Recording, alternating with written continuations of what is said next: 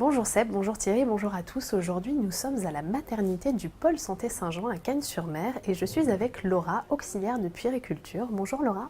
Bonjour, bonjour à tous. Laura va nous montrer et nous parler d'une position magique. Alors Laura, qu'est-ce que cette position magique? Alors la position magique permet à l'enfant, quelle que soit la situation, de se recentrer, de pouvoir lui parler et lui faire comprendre certaines choses. Par exemple, un bébé qui va dormir et que c'est l'heure de faire un soin particulier ou autre, on va utiliser cette position-là pour le réveiller tout en douceur et puis ça permettra aussi de le calmer par la même occasion.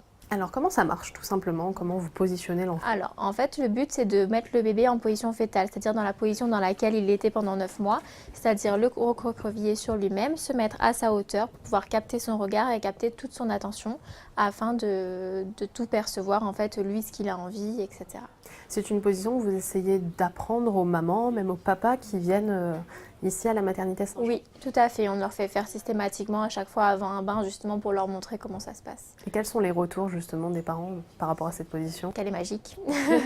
Qu'elle est magique, surtout quand un bébé pleure, en fait, ils ne savent pas quoi faire, ils nous appellent et en général, on leur montre cette position-là, et le bébé se calme instantanément. Vous avez d'autres méthodes comme ça que vous utilisez pour justement calmer les enfants qui sont par exemple un petit peu en crise de pleurs ou choses comme ça? Oui, donc en premier recours, en fait, on a la position magique. Si vraiment ça ne marche pas, on peut essayer de proposer un bain qui est vraiment un moment de détente et de bien-être au-delà de l'hygiène, etc. Et ensuite, on a la petite position du tigre sur l'arbre.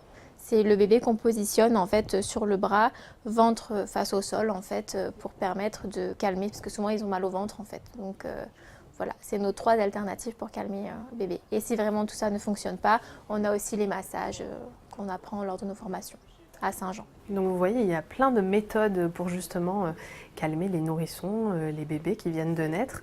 Et après, on a droit à un moment de calme un peu comme celui-ci.